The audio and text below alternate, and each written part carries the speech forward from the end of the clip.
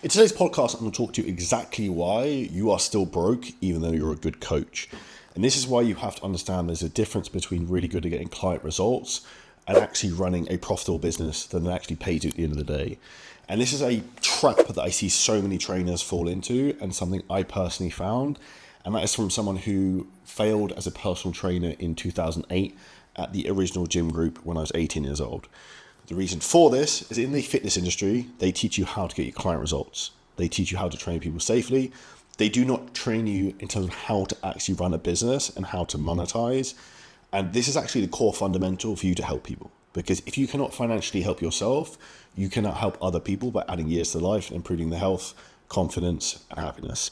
Now, one of the reasons this happens is lack of self-belief, and secondly is a lack of structure.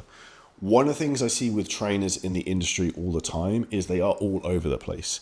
They are unorganized, it is chaotic, they do not know whether they are coming or going.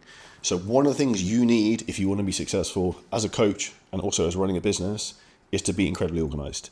The best coaches I know are very organized, very meticulous, and guess what? They actually plan what they're going to do today, they plan what they're going to do tomorrow, they plan what they're going to do this week. You have to be organized. So the easiest hack I'd give anyone is to try and live the same day on repeat in terms of an overall structure. So if I look at myself, what I would do when I first wake up is I will caffeinate, hydrate, supplement myself to death. I will read, make a few notes, like journal, just let my brain decompress for like 10, 15 minutes, and I go bang, straight into work. Quick interjection of the podcast. If you're an online coach who's looking to scale the business, get their first 5K month, 10K month, or even get to 50 to 100K a month, we have helped hundreds of trainers do this at this point, and I've personally generated over $14 million online in the fitness industry. We have a proven methodology that works, provided you're willing to do the work. Now, if you want to book in a free business audit, we'll break down exactly where you are now, where you want to go, and what's currently holding you back. Hit the link below this video and below the podcast to find out exactly how we can help you. Pick a time and we will walk you through the process of where your business is at and what exponential growth looks like. Now, back to the podcast. So I will do the most important thing I need to every single day in the first hour, an hour and a half, sometimes 2 to 3 hours, depending on what I have to do. And now, one of the key things to be as focused as possible with this is I do not look at this death trap, which is the iPhone or the computer or WhatsApp or Slack, because the biggest problem you have right now is an attention issue. You are getting constantly distracted and your thoughts aren't really your own thoughts. So for you to have maximum creativity, maximum clarity of thought in terms of what you want to do, you need to not be distracted. You are the most powerful first thing in the morning, and do not tell yourself a lie that you cannot get up and do the work, you cannot do the thing you want to do. One of the big misconceptions people say is they have a mindset issue or a limiting belief that they can't get up and they can't do the thing they need to do first thing in the morning. That's a lie. And the reality is when you come to people talk about everything is mindset based, it's actually not correct, because trying to define mindset is actually behavior based. If you create the behavior that you want to be a successful coach and that you wake up and you do the work you're supposed to do and you plan that work the day before, life becomes a lot easier. And a lot of this is self-belief, and where you have a lack of belief in yourself, and a lot of, I'd say almost you maybe have imposter syndrome, you feel like a fraud, and this is where you need to build this into yourself, actually look at what you're good at. The other part of this component, why people don't make the money they want in their business, is they do not charge accordingly. You are selling cheaper fitness coaching programs, therefore you are getting cheap clients. If you want to get better quality clients, you actually need to charge more. And the people who pay you more will respect you more for your time. And what that also means is you can give more of your time to your clients and actually help them get a better result. If someone is going to take something seriously, they are going to pay for it. And that is why you have to have skin in the game. And my mission with all the content we create in terms of YouTube, podcast, Instagram, is to give you all of this information for free so you can not be a broke coach like most of the industry I see. And if you want help in terms of implementing that, we can help you do that. But everything you need is actually free for here on this YouTube channel, on the podcast. So one ask I'd have for you is if you could share this with a friend. If you take value, then that would mean the world to me. Now, the next thing that you have to understand is that people have an invisible ceiling. Now, if you're from the UK, Ireland, rural parts of the US, Australia, you are living in a little goldfish bowl. You do not know what you do not know. And one of the most powerful things is the law of exposure. Once you are exposed to coaches who make £10,000 a month, £50,000 a month, £100,000 a month, hundreds of thousands every single month, that would just become normal. When you live in a world of abundance and maybe you move from rural UK or you go on holiday to somewhere like Dubai and you see how much wealth there is in the world, you will realize that you are telling yourself a lie, that there is a lack of resources on this planet. Because there is no lack of resources, there's a lack of resourcefulness to go get them. And that's down on you to understand the game of marketing strategy and how ultimately, if you solve rich person problems, you can charge rich person prices. And how do you become the go-to person for the type of client who you actually want to serve? Now, you might be listening to this and be like, Charlie, well, I don't want to work with affluent people. I don't want to work with people over 30. I want to work with 18-year-old guys who want to build muscle. Well, that's great, but you will not make any money doing that because 18-year-old kids do not have any disposable income. So what I would suggest you do is you actually focus on people who are older, who you can help, and then you create free content who can then help those people. And this is a reality. You have to understand you're not charity. Your goal is to help yourself, so then you can help others. And the clients who actually will pay the most are the people who generally will get the best results and be the easiest to work with. Karen, who works in co-op and who pays you £10 a week to coach her, who messages you 4 times a day because she's eaten fucking 5 bars of dairy milk she shouldn't have eaten, is probably the most annoying client you have right now. And imagine you're watching, listening to this, and you can think of clients who every time you see the name pop up, you're like, here we go again. And ultimately, this is not a business that is serving you, and it is not a business that is going to fulfill the life you want, and it's not actually a business that's attracting the right type of clients you want. So ultimately, be crystal clear in terms of who you want to help, how you can help them, and then also ultimately, what are you after from your business? So one of the first things I always ask clients when they're potentially looking to join 7-minute scaling systems, what do you want? Come the end of this year, what do you want at the end of 2025? What do you want your life to look like? What do you want your business to look like? How much money do you want to make?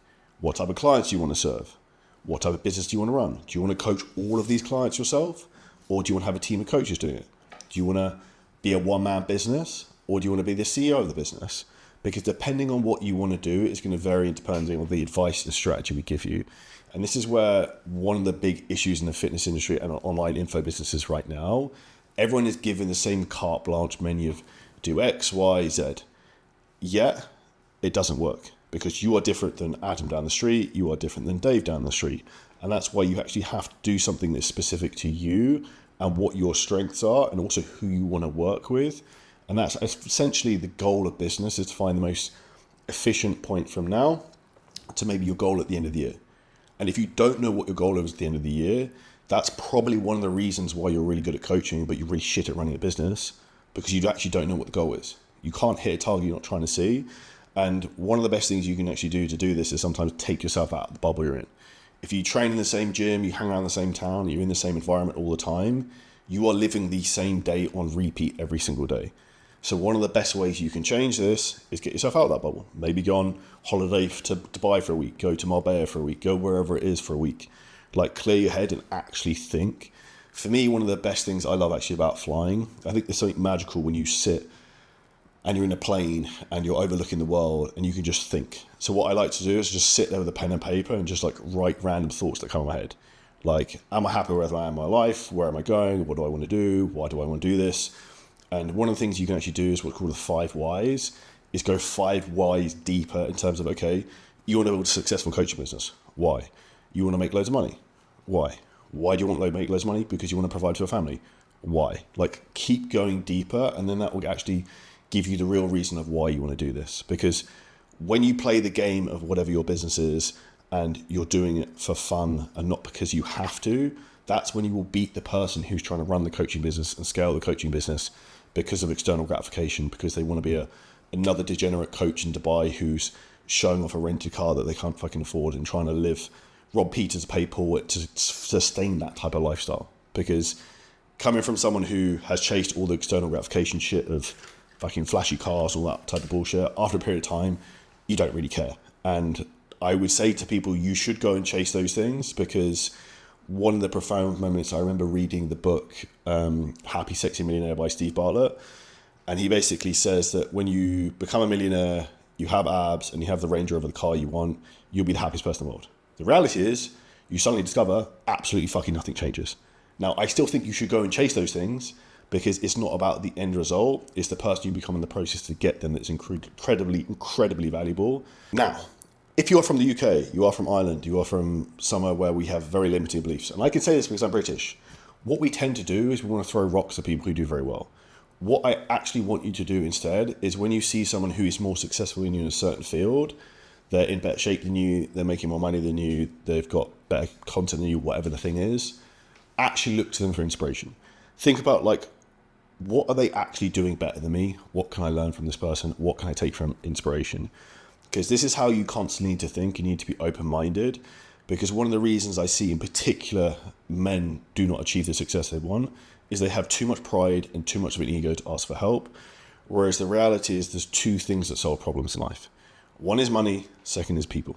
If you have some money and you know the right person, you can pretty much solve any problem in life other than death. True, right? So the most important thing you have to understand is to be open-minded, and also understand this is a people game the longer you do something. I first sold a fitness program online in 2015, which is 10 years ago, for £40 a month on some shitty PDF Word document. And that's where I started to where I am now. I've been in the industry a very long period of time, and a good friend of mine said to me, like, it's impressive you've done this for so long, because so many people come and go. And that's why the last thing I'd say to you in terms of if you want to be successful as a coach and you want to have successful business longer term, you need three things, the 3 R's. You need, one is to be relentless. 2 is to be resilient, because essentially it's a game of who can get kicked in the dick the most and keep going. And thirdly, it is to be resourceful, because at times things will be difficult, but you will have to figure it out. But you will only lose when you stop. And if you are not in a position you want to be in right now with your business, you just need to simplify these things down and understand, okay, if my business is going to grow, I need to do 2 things. I need to book sales calls, I need to close sales calls, and I need to stop charging cheap fucking prices. Because if you charge cheap prices, you are creating yourself a hamster wheel you will never get out of. If you took value from the podcast, smash the like button, share it with a friend, and we'll see you next episode very soon.